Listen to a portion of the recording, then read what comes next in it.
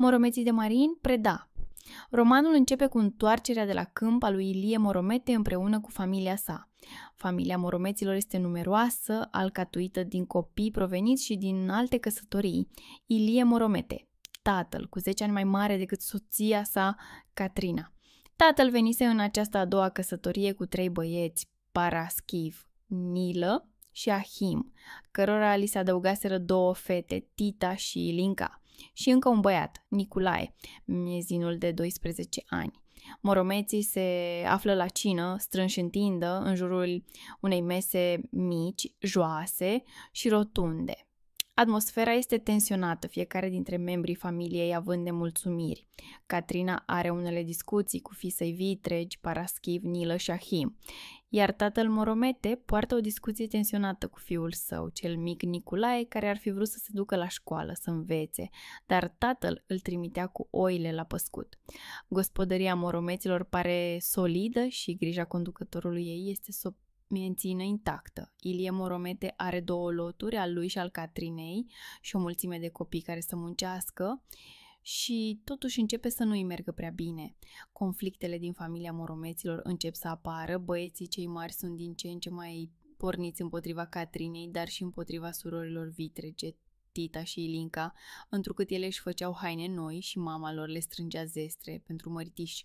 Alt conflict este acela dintre Ilie Moromete și nevastata lui, deoarece Catrina îl întreabă din ce în ce mai des de lotul ei de pământ, dar pe care Moromete îl vânduse în timpul foametei de după primul război.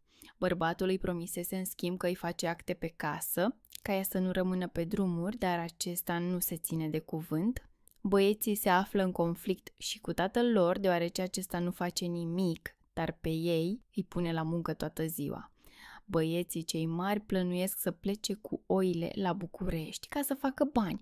Datoriile familiei la bancă, plata foncirii și traiul familiei deveneau din ce în ce mai apăsătoare pentru Moromete, care trebuia să se descurce cumva fără să vândă pământ.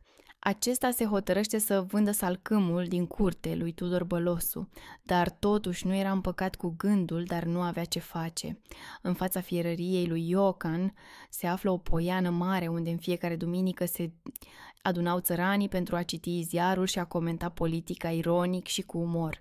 Moromete, Cocoșila și Dumitru al lui Nae erau cei care citeau ziarul și comentau cel mai mult. Moromete era abonat la Mișcarea, Iocan la Curentul, iar Cocoșila la Dimineața, dar dacă ei veneau fără ziare, însemna că erau supărați și nu aveau chef să vorbească. Pentru Moromete, plata foncirii rămâne motiv de îngrijorare, deoarece nu câștiga suficienți bani pentru a plăti taxele pentru pământ și ratele pentru împrumutul luat de la bancă. Când se întoarce de la fierărie pe prispa casei, îl întâmpină cei care veniseră după plata foncirii. Moromete în acel moment face scandal, dar până la urmă plătește 1000 de lei, reușind să-i convingă că va plăti restul peste o săptămână, 2. Începe secerișul, moment în care toată familia era prezentă pe câmp și făcea câte ceva, fiecare aveau sarcinile împărțite. Cel mai vrednic dintre copii este cel care pornește recoltarea grânelor, ceilalți seceră grâul și îl duc la capăt, iar tatăl leagă snopii.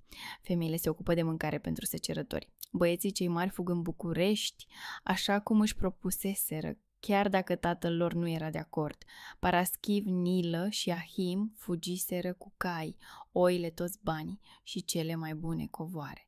Văzând că nu se mai poate descurca, Moromete vinde lui Bălosu un lot de pământ și locul din spatele casei, reușind astfel să achite taxele pe foncire, datoria la bancă, taxele școlare pentru Niculae și îi mai rămân și bani ca să-ți cumpere 2 cai. În sat mai sunt familii în care conflictele se țin lanț.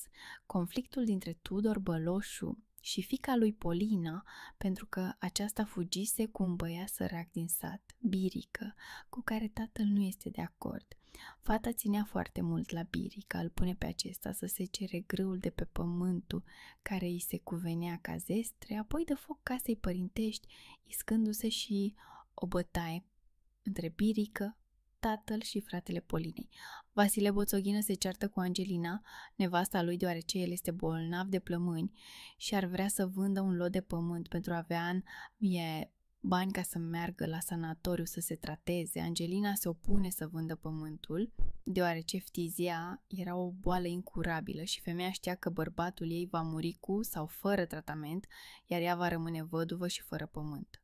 Boțoghină se duce la sanatoriu, cheltuiește banii luați pe lotul de pământ și, simțindu-se mai bine, nu ascultă sfatul doctorului și se apucă de muncă, iar oboseala îl răpune.